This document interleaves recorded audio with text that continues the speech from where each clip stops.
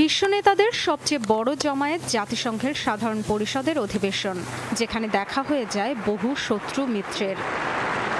জাতিসংঘের মঞ্চে চলমান গুরুত্বপূর্ণ ইস্যুগুলো নিয়ে আলোচনা যেমন হয়েছে, বিবদমান নানা পক্ষের একে অপরকে দোষারোপ, বাকবিতণ্ডা, নাটকীয়তার বহু ঘটনাও অনেক অধিবেশনকে করে রেখেছে স্মরণীয়।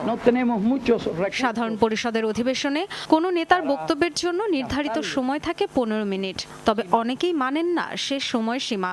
1960 সালে ফিদেল ক্যাস্ট্রো উঠেছিলেন 15 মিনিটের জন্যই, কিন্তু শেষ পর্যন্ত ভাষণ দেন দীর্ঘ 4.5 ঘন্টা। এখনো পর্যন্ত সংস্থাটির দীর্ঘতম বক্তব্যের রেকর্ড এটি। শেখ মুজিবুর রহমান, প্রিমিয়ার মিনিস্টার দি বাংলাদেশ। 1974 সালের 17 সেপ্টেম্বর 136তম রাষ্ট্র হিসেবে জাতিসংঘের সদস্য হয় বাংলাদেশ। সে বছরই 29তম অধিবেশনে দাঁড়িয়ে বাংলায় ভাষণ দিয়েছিলেন বঙ্গবন্ধু শেখ মুজিবুর রহমান। বাঙালি জাতির জন্য এটা এক ঐতিহাসিক মুহূর্ত। সাধারণ পরিষদে স্মরণীয় হয়ে আছে প্রেসিডেন্ট বুশ সম্পর্কে ভেনেজুয়েলার নেতা হুগো শাভেজের মন্তব্য। 2006 অধিবেশনে দাঁড়িয়ে সরাসরি তৎকালীন মার্কিন প্রেসিডেন্টকে শয়তান বলে অভিহিত করেন তিনি। শয়তান এই ঘরেই আছে, গতকাল এখানেই দাঁড়িয়েছিল, এখনো বারুদের গন্ধ পাওয়া যাচ্ছে, কারণ ওই শয়তানটা এখানেই ভাষণ দিয়ে গেছে।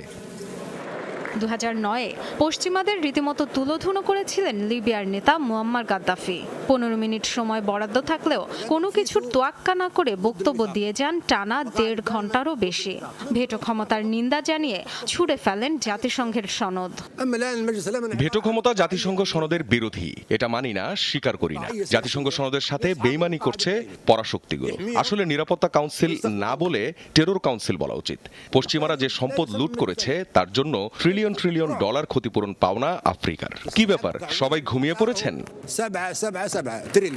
সাবেক ইরানি প্রেসিডেন্ট মাহমুদ আহমাদিনেজাদও বেশ কয়েকবার সাধারণ পরিষদের মঞ্চকে ব্যবহার করেছেন পশ্চিমাদের সমালোচনার জন্য। 2011 সালে 9/11 হামলাকে মার্কিনীদের সাজানো নাটক বলে উল্লেখ করেন তিনি। প্রায় প্রতি বছরই বিতর্ক হয় ইসরায়েল ফিলিস্তিন সংকট নিয়ে। 2011 সালে জাতিসংঘের পূর্ণাঙ্গ সদস্যপদের আবেদন জানিয়েছিল ফিলিস্তিন। প্রেসিডেন্ট মাহমুদ আব্বাসের বক্তব্যের পর সবাই দাঁড়িয়ে অভিবাদন জানালেও নিশ্চুপ বসেছিলেন ইসরায়েল যুক্তরাষ্ট্রের প্রতিনিধিরা।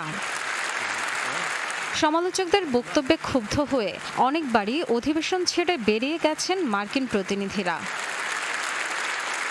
Dorothy Tasrin, Jamuna news.